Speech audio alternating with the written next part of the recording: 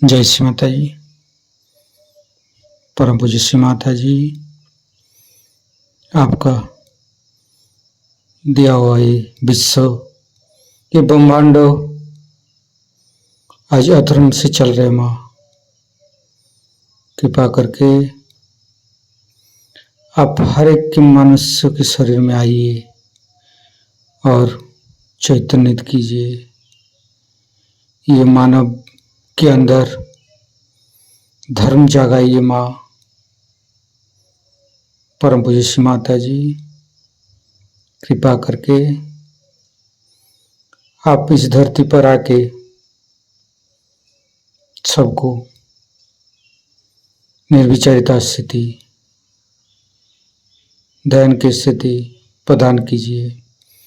हे भगवान, हे आदिशक्ति माँ, कृपा करके आप सारे देव देवियों के साथ ये ध्यान और मेडिटेशन के मंच पर पधारिए और सभी संतों को, सभी शुद्धात्मा को चैतन्यित कीजिए, निर्विचारिता स्थिति प्रदान कीजिए। परम पूज्य श्री माता जी, आपके श्री चरण कमल पर कोटि कोटि नमन।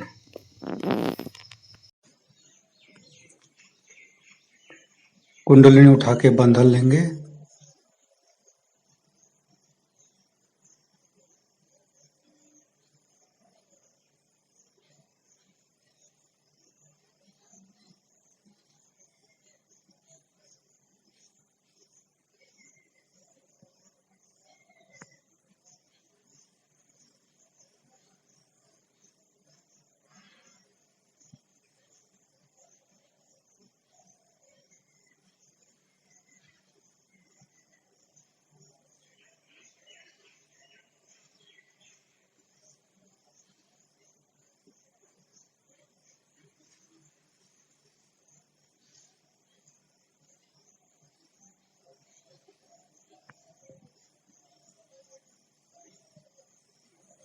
तीनों महामंत्र। ओम तमेव साक्षात् श्री महालक्ष्मी महासरस्वती महाकाली त्रिगुणात्मिका कुंडलिनी साक्षात् श्री आदिशक्ति माता जी श्री निर्मला देवे नमो नमः। ओम तमेव साक्षात् श्री कल्की साक्षात् श्री आदिशक्ति माता जी श्री निर्मला देवे नमो नमः।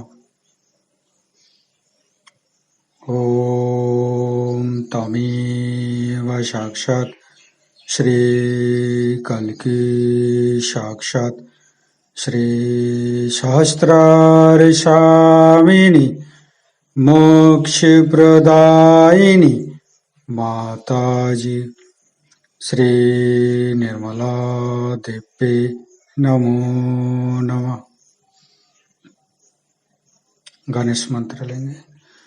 ओम तमेव साक्षात् श्री गणेश साक्षात् श्री आदिशक्ति माता जी श्री निर्मला देवे नमो नमः। दोनों हाथ खुला हुआ परम पूज्य श्री माता जी की बिंदी को देखते रहेंगे। मन में अच्छे अच्छे चिंता लेके आएंगे।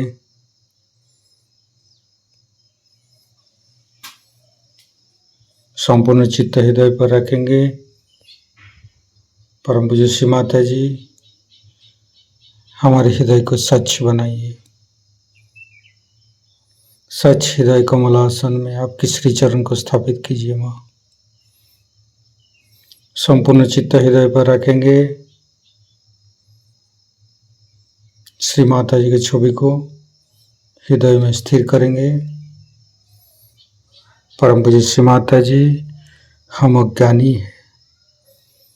हमारे अज्ञानता के बस में यदि आपकी शान के खिलाफ कोई गलती हुआ हो, कृपा करके आप मुझे क्षमा कर दीजिए माँ।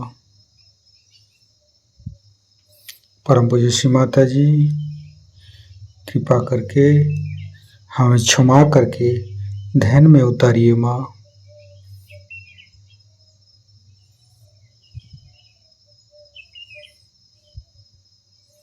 संपूर्ण चित्त तीनों मूलाधार पर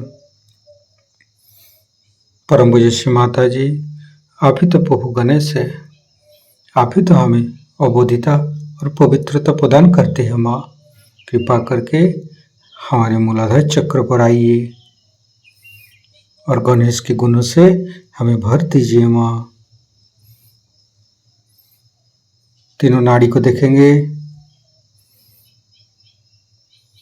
परम पूज्य श्री माता जी, हम कभी अतीत में चला जाते हैं, कभी भविष्य में चला जाते हैं।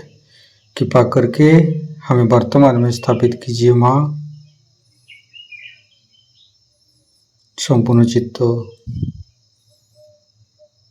सुषुम्ना नाड़ी शरीर के मध्य भाग पर,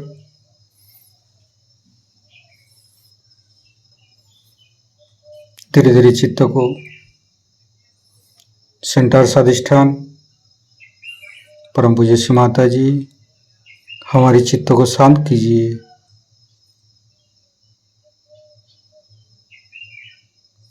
परम पूज्य श्री माता जी, हमें पूर्ण शांति प्रदान कीजिए। आप ही तो हमें शांति प्रदान करते हैं माँ। कृपा करके हमें पूर्ण शांति प्रदान कीजिए।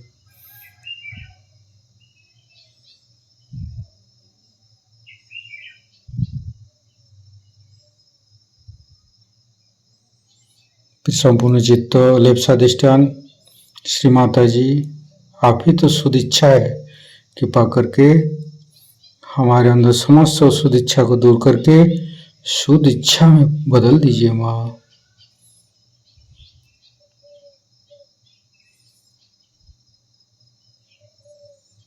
संपूर्ण चित्त राइट स्वाधिष्ठान। परम पूज्य श्री माता जी, आप ही तो चित्त शक्ति है। कृपा करके हमारे राइट स्वाधिष्ठान में चित्त शक्ति स्थापित कीजिए।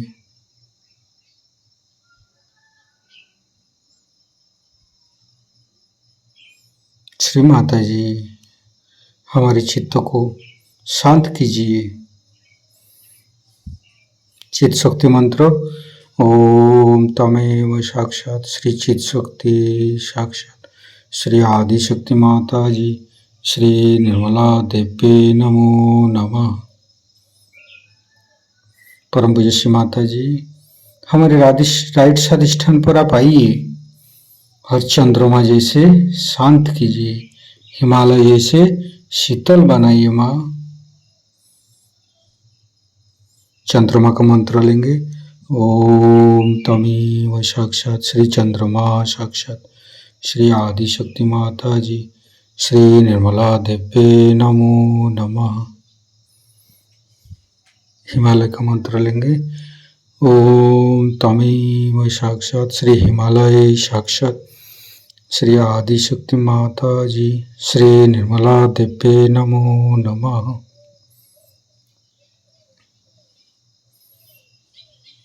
धीरे धीरे चित्त को नाभि,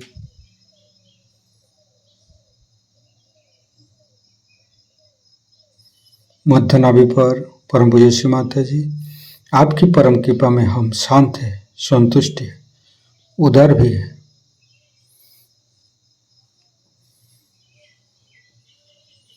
पूरा चित्त भवसागर पर, नाभि के चारों साइड पर गुरु मंत्र लेंगे। गुरुर्ब्रह्मा गुरुर्विष्णु गुरुर्देव महेश्वर गुरु साक्षात परम ब्रह्म श्री माता जी निर्मला माँ तस्मै श्री गुरवे नमः। गुरुर्ब्रह्मा गुरुर्विष्णु गुरुर्देव महेश्वर गुरु साक्षात परम ब्रह्म श्री माता जी निर्मला माँ तस्मै श्री गुरवे नमः।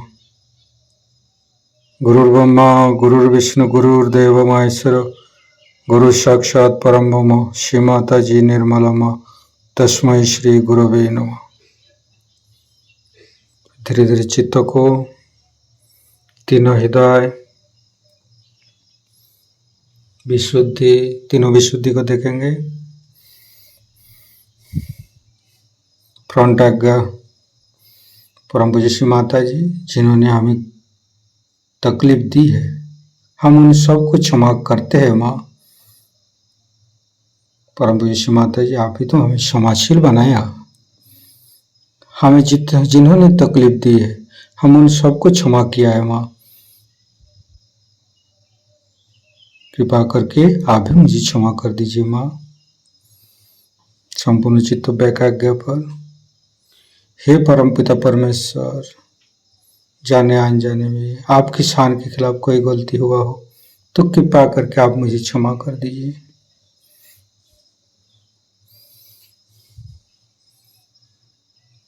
धीरे धीरे सहस्त्रार परम पूज्य श्री माता जी हमारे अंदर अहंकार प्रति अहंकार को दूर करके हमारी सहस्त्रार को खोल दीजिए। संपूर्ण चित्त सहस्त्रार पर, संपूर्ण निर्विचारिता स्थिति, ध्यान की स्थिति, दोनों हथेली सहस्त्रार पर परम चैतन्य अनुभव करते हुए निर्विचारिता का मंत्र लेंगे। ओम तमेव साक्षात श्री निर्विचारिता साक्षात श्री आदि शक्ति माता जी श्री निर्मला देवे नमो नमः। संपूर्ण ध्यान का स्थिति श्री माता जी का मंत्र लेंगे। ओम तमेव साक्षात श्री कल्की साक्षात श्री सहस्त्रार स्वामिनी मोक्ष प्रदायिनी माता जी श्री निर्मला देवे नमो नमः। संपूर्ण चित्त सहस्त्रार पर परम पूज्य श्री माता जी हमें ऐसे कृपा कीजिए, आपकी अमृत वाणी को हम सहस्त्रार से सुन सकूं। मां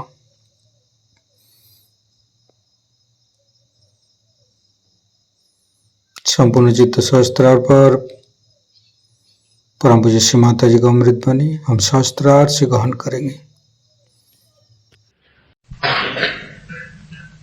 और पुराना साल खत्म हो जाता है। सहयोगियों के लिए हर क्षण एक नया साल है, क्योंकि वो वर्तमान में रहता है,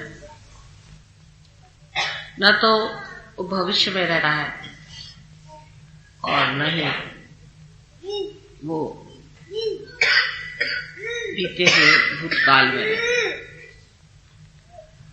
हर क्षण उसके लिए एक नया साल है, एक नई उमंग है, एक नई लहर है। जैसे कि समुद्र पे तैरते हुए हर क्षण कोई समुद्र के प्यार से उछाला जाए, उसी प्रकार हर एक सहयोगी को आनंद, प्रेम, शांति का आह्लाद मिलते रहता है। बस बात यह है कि क्या हम तैरना सीख गए हैं या नहीं। सहयोग में जिसने तैरना सीख लिया वो आनंद में ही तैरता है, आनंद के सागर में तैरता है। सहयोग में अगर कोई दोष है या त्रुटि हो तो इतना ही है कि पार होने के बाद बनना पड़ता है। बगैर बने सहयोग हाथ नहीं। माँ ने आपको पानी में उतार दिया, लेकिन तैराक भी बना करके भी आपको सीखना होगा कि आप दूसरों को कैसे तैरा सकते हैं, दूसरों को कैसे बचा सकते हैं, दूसरों को तैरना कैसे सिखा सकते हैं। तो आपको पूरी तरह से बनना पड़ेगा। यही अगर एक त्रुटि है तो सहयोग में है, लेकिन वो अनेक त्रुटियों को भरता है। जिससे पहले गुरु लोग आपकी शांति और आनंद की व्यवस्था नहीं करते थे। पहले तो वो आपसे मेहनत कराते थे, मेहनत सफाई कराते थे। मन की शांति से पहले मन की शुद्धता, शारीरिक सुख से पहले शरीर को काफी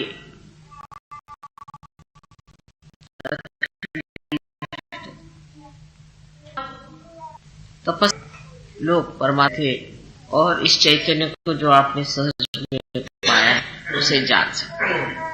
लेकिन माँ की व्यवस्था और है, पहले चैतन्य को पालो, जान लो कि परमात्मा है, उस पर विश्वास करो जो अंधविश्वास नहीं है, सत्य के पे। और अब थोड़ी सी मेहनत से भी बहुत बड़ा काम हो सकता है। जैसे कि किसी को पहले सिखाया जाए कि देखो पानी से डरना नहीं, लेक्चर दिया जाए, पहले तुम अपने को जमीन पे ही तैर के देखो, वहीं पे हाथ मारो दो चार, और काफी उनसे मेहनत की जाए और फिर धीरे धीरे पानी में लाया जाए। जैसे पानी देखा फिर भाग गए। और एक होता है कि पानी में ढकेल दो, फिर सिखाते रहे। इस तरह के सागर में ढकेल दिए गए। अब इसका मजा उठाना है तो थोड़ा सा कष्ट उठाना पड़ेगा, और वो कष्ट ऐसा है कि आपको बनना होगा, बने बगैर नहीं होगा। सहयोगी उसे कहना चाहिए जिसमें पूरा समाधान, जिसने पा लिया, जिसकी शुद्ध इच्छा पूरी हो, क्योंकि कुंडलिनी शुद्ध इच्छा शक्ति है।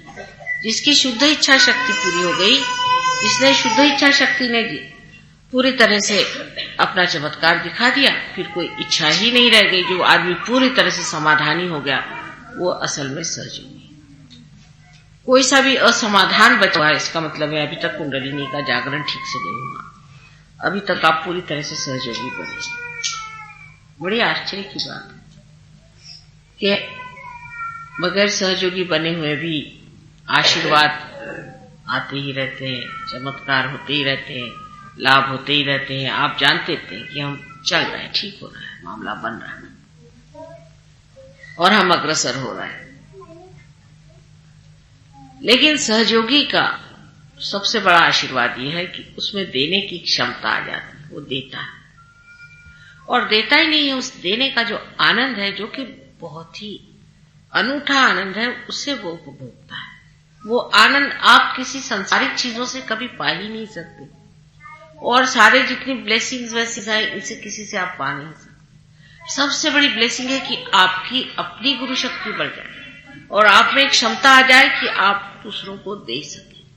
ये जिस दिन क्षमता आप में आ गई, बस फिर समझ लीजिए कि माँ का काम तो पूरा हो गया, बाप का काम शुरू। ऐसी जब तक दशा नहीं आती तब तक मेहनत करनी होगी और बनना। यही एक सहयोग की दृष्टि है, जिसे एक माँ के रूप में मैं कहती हूँ कि मैं पूरी कोशिश करती हूँ कि अपनी तरफ से कोई कमी न रह जाए। बहुत कुछ करती हूँ कि अपनी तरफ से ऐसा न रह जाए कि मेरी किसी पाप की वजह से मेरे बच्चों में कमी रह जाए। लेकिन आपकी भी तपस्या जरूरी है, उसके बगैर काम नहीं होगा। पर जो तपस्या का स्वरूप उग्र है या संतप्त है, ऐसा नहीं, शांत तपस्या है, इसमें कोई कठिन तपस्या नहीं, कोई मेहनत की तपस्या। तो पहली तो चीज सहयोगियों को प्रेम करना सीखना चाहिए, सबसे बड़ी चीज। जैसे मैं किसी के लिए शिकायत सुनती हूँ कि ये सहयोगी, आप तो कहते सहयोग बड़ी अच्छी चीज, अपनी माँ को रिपीट करते हैं, उनकी बीवी की बात चलती है, वो अपने बहन को पीटते हैं, बीवी को मारते हैं, कोई है अपने पति का ध्यान नहीं करते, बच्चों की तरफ ध्यान नहीं है। सहयोग में ये तो अनायास ही हो जाना चाहिए, अनायास सब घटित होता है। अगर ये नहीं हुआ तो सहयोग क्या बना। जब आप वृक्ष हो गए तो वृक्ष की छाया में जो बैठे हैं उस पर तो कोई सी भी आफत नहीं आ सकती ना, वृक्ष सारे आफत आ। आपकी छाया में जितने लोग हैं उनसे आपके संबंध बहुत ही प्रेम और निकटतम होने चाहिए। मैं जो कह रही हूँ सब आपको अलग अलग आप ही को कह रही हूँ, किसी और के लिए नहीं कह रही हूँ। ये समझ के सुनिएगा बात। बहुत से लोग हैं जैसे मैं कहती हूँ तो दूसरे का सोचते हैं कि माता जी उनके बारे में तो नहीं कह रही।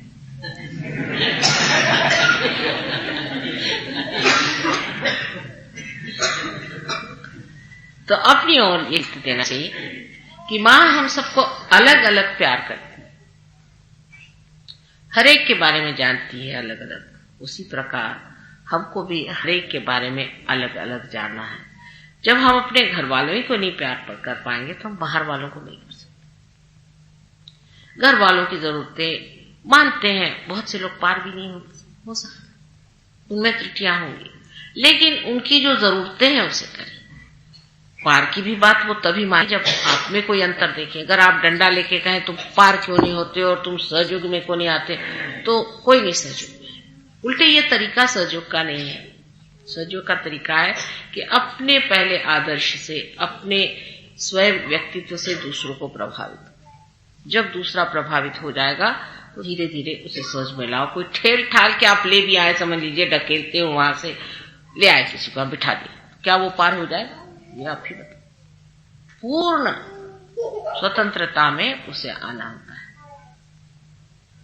आज देख कल ठीक हो जाए। तो ये ख्याल रखना चाहिए कि जब हम बन रहे हैं तो हमारे साथ अनेक बन रहे हैं, और वो जो अनेक है उनकी दृष्टि हमारे ऊपर है। हम कैसे बन रहे हैं ये बहुत जरूरी है। और इसमें ये बात नहीं, समझ लीजिए आपके कोई गुरु हो, रियलाइज सोल भी हो, तो वो बेचारे अपनी ही मेहनत से जो कुछ करना है करते हैं। आपसे नहीं कहेंगे कि आप कहेंगे ये तो बेकार है ही, चलो बस हमको गुरु मान लिया, इसी में धन्य समझो, अगले जन्म देखा जाएगा।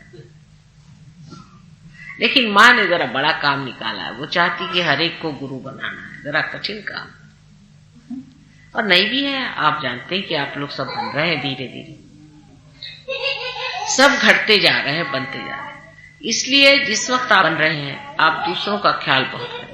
आपके अड़ोसी पड़ोसी सब लोग, सबको आप क्या माफ कर देते हैं?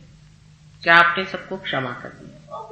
क्षमा करना बहुत सीखना है। बहुत बार कहा है कि क्षमा जो है ये सबसे बड़ा साधन और सबसे बड़ा आयुध हमारे पास में, और इस बड़े आयुध को हम लोग इस्तेमाल नहीं करेंगे, उसका उपयोग नहीं करेंगे, तो हमारे पास और कोई इस कलयुग में और साधन नहीं जुट पाए। क्षमा का साधन करके, क्षमा की दृष्टि से लोगों की ओर देना है। क्षमा से ही शांति आती। जिसमें क्षमा नहीं आएगी उससे शांति नहीं मिलती। पहले तो आप सबको क्षमा करें और फिर अपने को भी क्षमा करें। दोनों चीजें जब आप कर पाएंगे तभी आप देखिएगा कि आपके अंदर स्वयं शांति आ जाएगी। आज्ञा चक्र खुल जाएगा तो शांति के द्वार खुल जाएंगे। और अब बच्चों को बाहर ले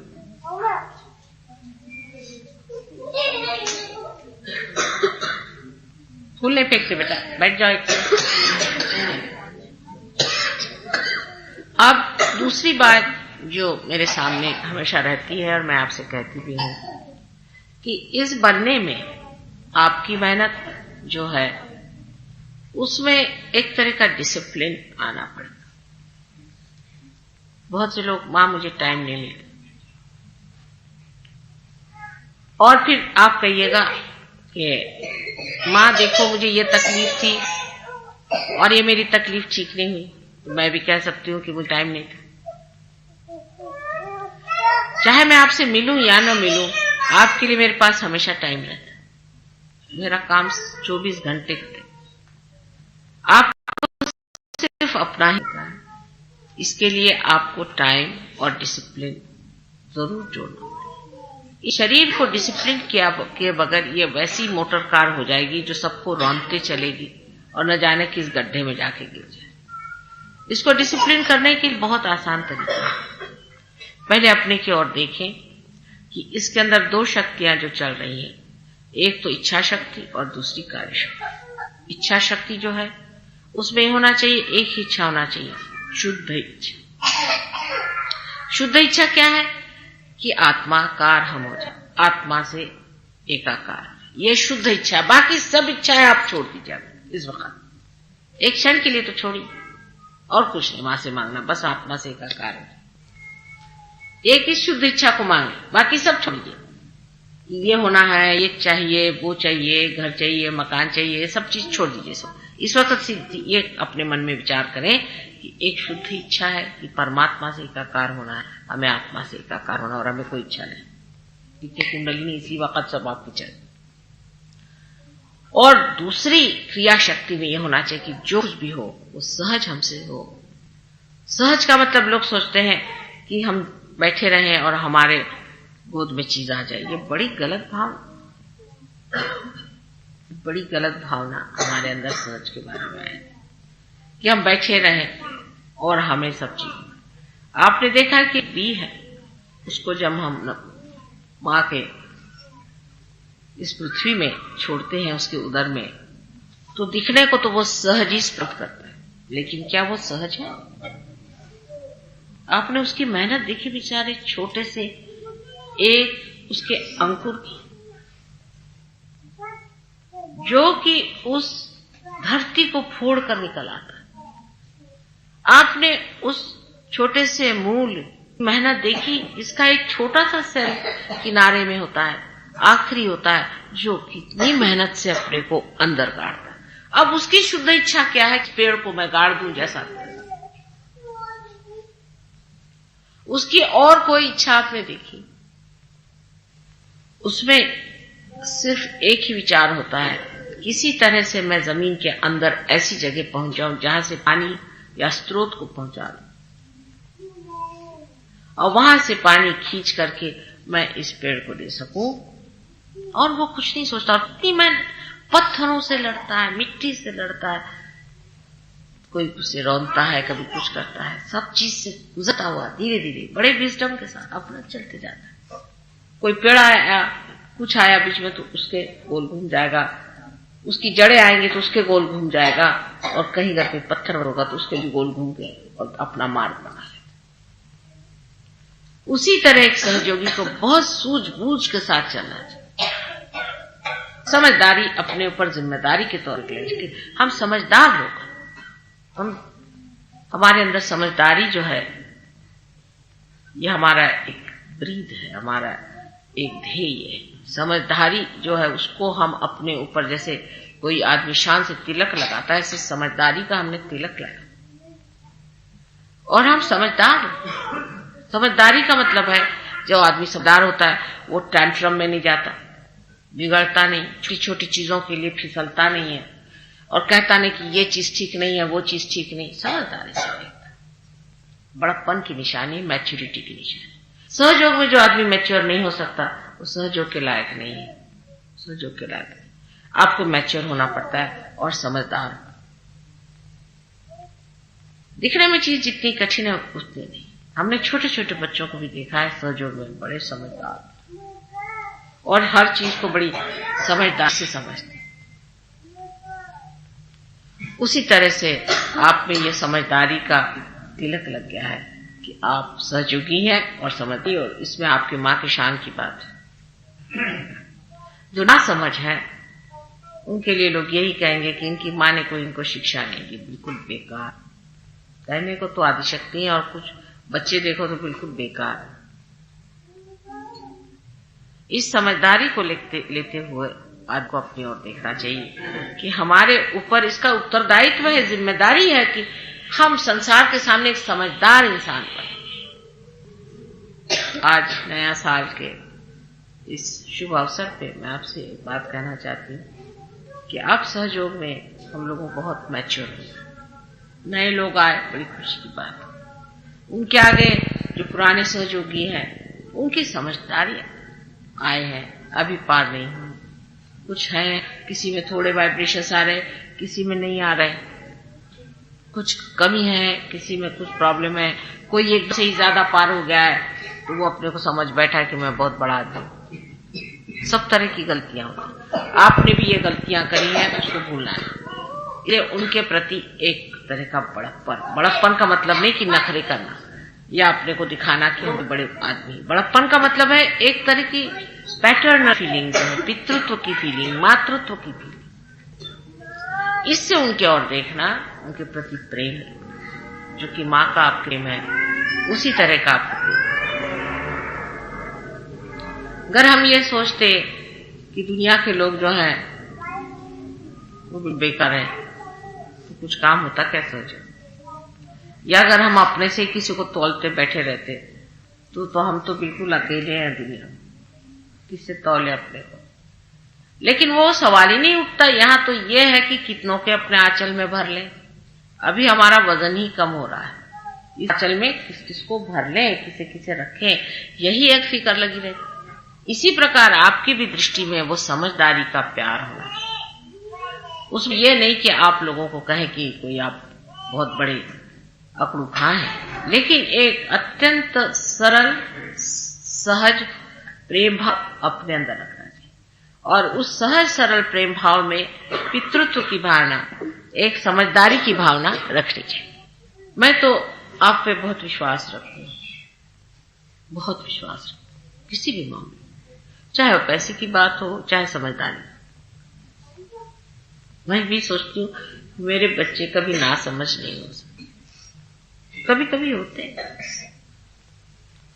लेकिन विश्वास मेरा पूरा है कि आप लोग सब बहुत समझदार, बहुत ऊंचे किस्म के। अब देखिए अपने देश में भी कितनी हालात खराब, ढूंढे सामने।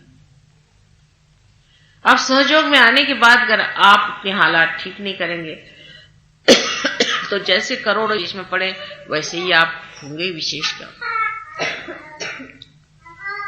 आपको एक विशेष रूप से होना है। अब बहुत से लोग ये कहेंगे कि माँ देखो आजकल अगर बेईमानी नहीं करो तो पेट नहीं भरता। ये बात सही, आप छोड़ के देखिए, परमात्मा के साम्राज्य में कोई भूखा नहीं मर सकता। योगक्षेम वहाम्यम, योगक्षेम वहाम्यम, फिर से कहेंगे योगक्षेम वहाम। योग होने के बाद क्षेम की जिम्मेदारी हमारी है। इसलिए कोई भी गड़बड़ काम करने की जरूरत नहीं, कि सब हम देखें कैसी कैसी हालात से आपको परमात्मा ने बचाया है और वो बचाएंगे आप, उसकी आप निश्चित रहिए। इसलिए किसी भी चक्कर में आने की जरूरत नहीं। आजकल 1000 चक्कर चल पड़े, हर तरह के चक्कर हैं, जिसमें से सहयोगियों को नहीं, समझदारी का है। अब जैसे कि हमारे यहाँ अभी यहाँ डाउरी सिस्टम चल रहा है, सहयोगियों को किसी को भी डाउरी ना शोभा नहीं देता, किसी को भी डाउरी देना शोभा नहीं देता, न लेना। पहली बात यह है कि ऐसी ओछी बात है। दूसरी ये बहुत से लोगों में तो कि हमारी ही जाति में हम विवाह करेंगे, ये भी मूर्खता का लक्षण। आपकी जाति कौन सी? आपकी तो जाति नहीं, आप तो योगी हो। योगियों की कोई जात नहीं होती, सन्यासी की भी कोई जात होती है क्या? अभी हम एक दरगाह पे गए थे तो उन्होंने कहा कि साहब जो अज्ञा थे, चिश्ती जो थे, उनके नेव्यू ये भी अवलिया थे। तो मैंने क्या अवलिया की क्या जात होती? अवलिया की तो कोई, हमारी कोई जात नहीं। जात का मतलब होता है एप्टीट्यूड, जाति, जात जो जन्म से पाया। जन्म से वो पाना नहीं होता कि ब्राह्मण कुल में पैदा हुए, कि वैश्य में, कि शूद्र में, ये नहीं होता। आप जो पैदा हुए, आपका एप्टीट्यूड क्या है। अपने देश की दूसरी बीमारी है जाति, जिसको नानक साहब ने बहुत तोड़ा नानक कबीर ने तोड़ा, लेकिन अब इन्होंने दूसरी जाति बना ली, उसमें भी अब जाति बन गई। सिखों में भी कोई कम जाति है, वो भी जाति हो गई। सिख एक जात हो ही नहीं सकती, जो सिख है वो तो जात हो ही नहीं सकती। वही तो बात है, जो कुछ जो तोड़ता है वही वो बन जाता है। कैसे हिंदुओं में जो जातियां थी वो भी सारी, जितनी भी जाति थी वो सारी आपके कर्म के अनुसार थी। नहीं तो आप ही बताइए कि मत्स्यगंधा जो कि एक धीमरनी थी, उसका लड़का जो कि उसका विवाहित रूप में बच्चा नहीं पैदा हुआ था, इस तरह का बच्चा व्यास हुआ जिसने गीता लिखी। सोचे कहां से कहां बात पहुंच गई। क्यों ऐसा? क्यों नहीं किसी ब्राह्मण कुल का शुद्ध मनुष्य जिसे कहते हैं ये तो बड़ा भारी जोक है। ऐसे आदमी ने क्यों नहीं गीता लिखी? सोचना चाहिए कृष्ण ने व्यास से क्यों लिखवाया। क्या वो तो इसीलिए कि यही धारणा तोड़ने के लिए कि मत्स्यगंधा से जो पुत्र हुआ है उससे मैं गीता लिखा। विदुर के घर जाकर उन्होंने साग खाया इसी चीज को तोड़ने के। बिल्ली के बेर झूठे खाए राम ने, क्यों? क्योंकि ये इस तरह की बेवकूफी की बातें तोड़ने के लिए। वो क्या उनको बेर के बगैर क्या जी नहीं सकते थे क्या? और पर कोई खा भी ले, हाँ रामचंद्र जी खा, तो फौरन जाके मुंह धो लेंगे। ये सब काम उन्होंने क्यों किए ये सोचना चाहिए, जानबूझ के क्यों किए। क्योंकि इस तरह की जो प्रथाएं अपने देश में व्यवस्थित हो रही थी, जाति पाति सब फालतू की चीजें, उसको पूरी तरह से तोड़ने के लिए। अब सोचिए हजारों वर्ष के लिए काम। राक्षस के घर में प्रहलाद को पैदा किया, स्वयं कृष्ण का मामा राक्षस। कहां से कहां देखिए उनकी छलांग कहां मारी, देखिए कृष्ण ने भी उतरे कहां, मामा राक्षस। अरे भाई कोई और अच्छा नहीं मिला था तुमको? कंस ही को मामा बनाना था, हाँ? क्यों बना? सोचना चाहिए। इसलिए कि मामा होते हुए भी उसका मर्दन करना है। रिश्तेदारी है जिसके पीछे में हम लोग देश बेच देते हैं। ये रिश्तेदार, मेरा भाई, ये मेरा बेटा, ये फलाना, ये सब हो जाए। ये सब व्यर्थ की चीजों में हम इतना महत्व देते हैं। अगर राक्षस है तो मेरा मामा हो चाहे ढामा हो, उसको मार इसलिए इस तरह की जो हमारे अंदर हिंदुस्तानियों की खास चीज है। अंग्रेजों का बात और है, उनसे बात करते वक्त और बात करनी पड़ती है। आप लोग की बात और।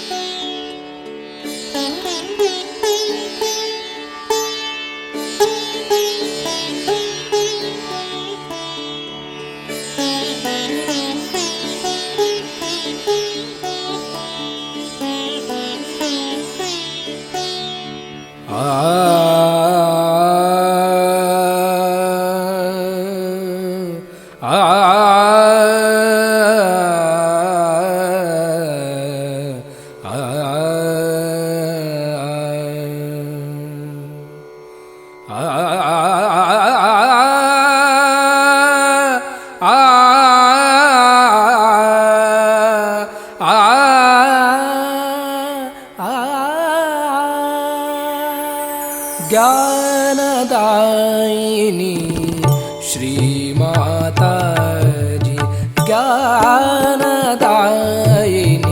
श्रीमाता जी, ज्ञानदायिनी श्रीमाता जी।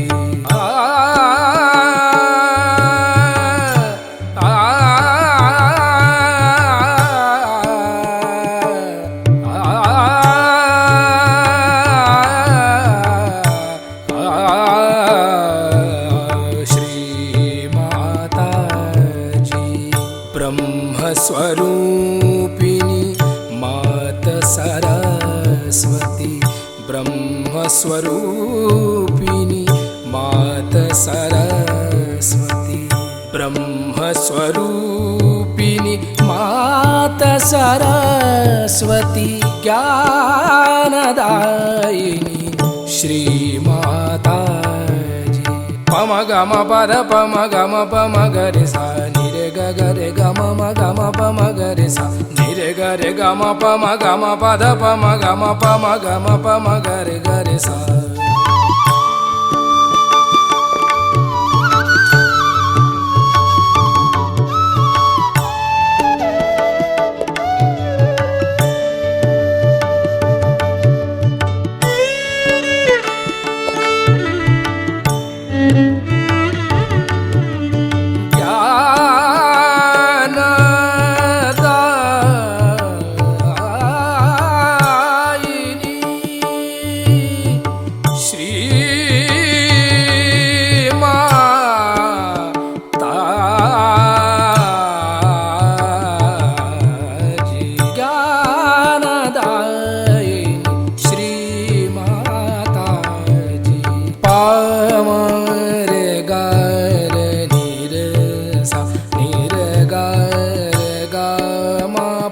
गम पद पम गरे गरे नी रे सा ज्ञानदायिनी श्री माता जी।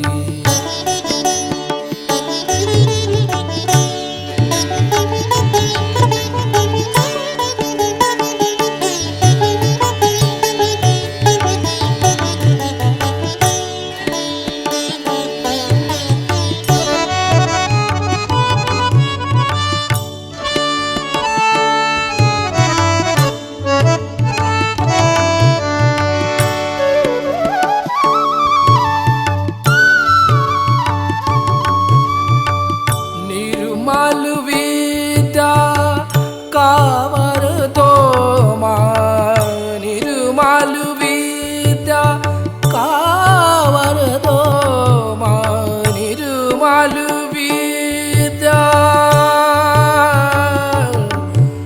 आ,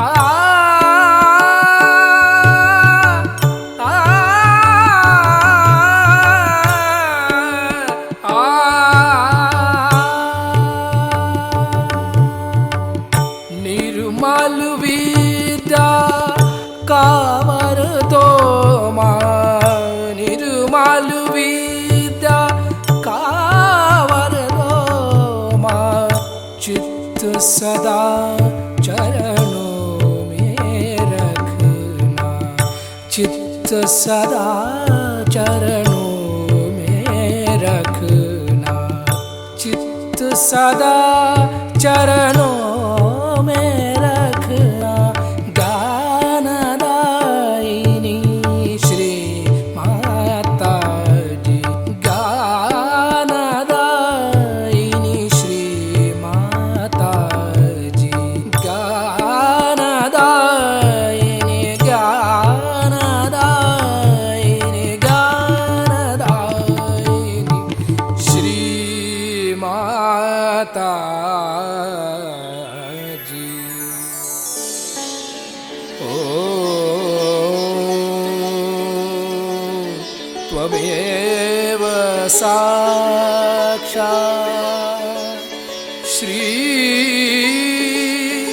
ब्रह्मदेव सरस्वती साक्षात् श्री आदिशक्ति माता जी, श्री निर्मला देवे नमो नमः।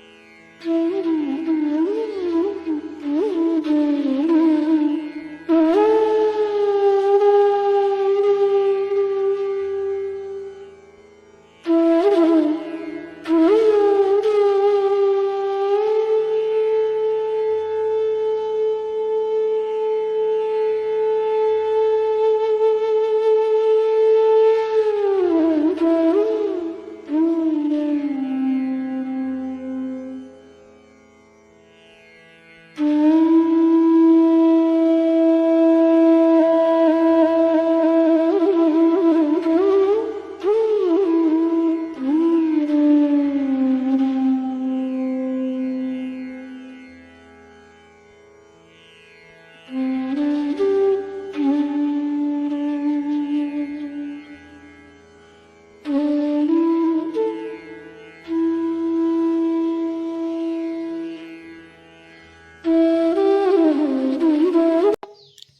ध्यान का स्थिति पर परम चैतन्य अनुभव करते रहेंगे।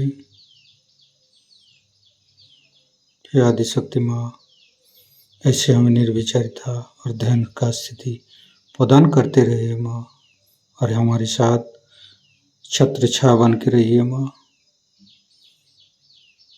परम पूज्य श्री माता जी, आज का ध्यान का स्थिति निर्विचार की स्थिति के लिए आपको माँ कोटि कोटि नमन। कुंडली उठा के बंधन लेंगे।